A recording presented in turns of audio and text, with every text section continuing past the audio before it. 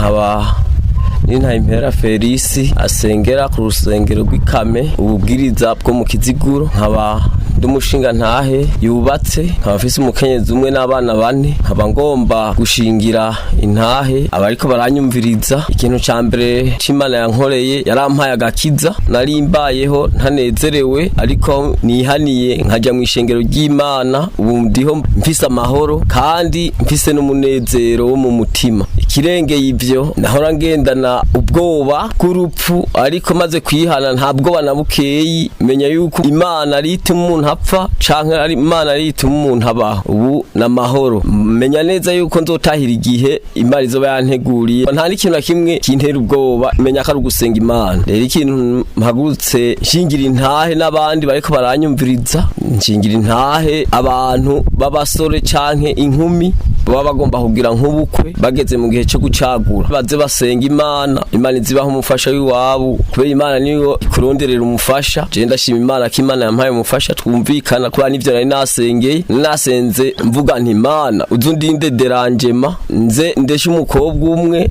nonge ntwari wonyene, kuba ibintu by'amaderanjema naravyanka. Kandi ikindi nari nasavye Imana, nari navuze nti Imana uzumufasha twumvikana tuyaga, nimba ari ikintu kibi tukivugana tugasabana imbabazi kugira tuzojane mwijuru. Ivyo Imana yabinkoreye, yampaye umufasha dukwiranye nkuko nyene Imana yabinteguriye, ivyo ndabishimira, Imana ihabwa icubahiro. Rero nkaba mpanura n'abandi basore canke inkumi bageze mu ivyo bigero bosenga Imana, Imana ikabatondekera urutonde. Ikindi noshingira intahe abariko baranyumviriza, jewe naragwaje ngwazi uwo mufasha nyene Imana yampaye, mugo kubera nari nasenze Imana mu kumumpa, narasenze Imana ndavuga nti Imana hamwe ikicago c'ingwara kimuriko co muva. Noshingira intahe n'abandi bose bakumva yuko Imana ikiza. Ico shimira Imana, Imana yarankirije uwo mufasha, imyaka twabanyagwaye ubu n'amahoro yarakize, Imana ihabwa icubahiro. Ico nico nishingira intahe n'abariko baranyumviriza, baze bame bazi yuko Imana ikiza kandi ishoboye vyose atakinanira. Ikindi naco naragwaje umwana, nahene ndasenga Imana ndavuga nti Imana we wakije wa mufasha wanje, n'ubu urankiriza uno mwana. Nukuri Imana yarabikoze, uwo mwana Imana iramukiza, n'ubu turafashanya ibikorwa. Nshima Imana, ivyo byose ndabishimira Imana kandi ndabishingira intahe n'abandi boja mu mageragezwa ntibaje birukire mu bapfumu canke ngo hagira ikindi kintu na kimwe boshira ku mutima batagushize ku Mana. Byose bishobozwa no gusenga Imana, kubera iyo usenga Imana nta kintu na kimwe kikuvuna, zaba ingwara urasenga Imana, Imana igaseruka ikamukiza.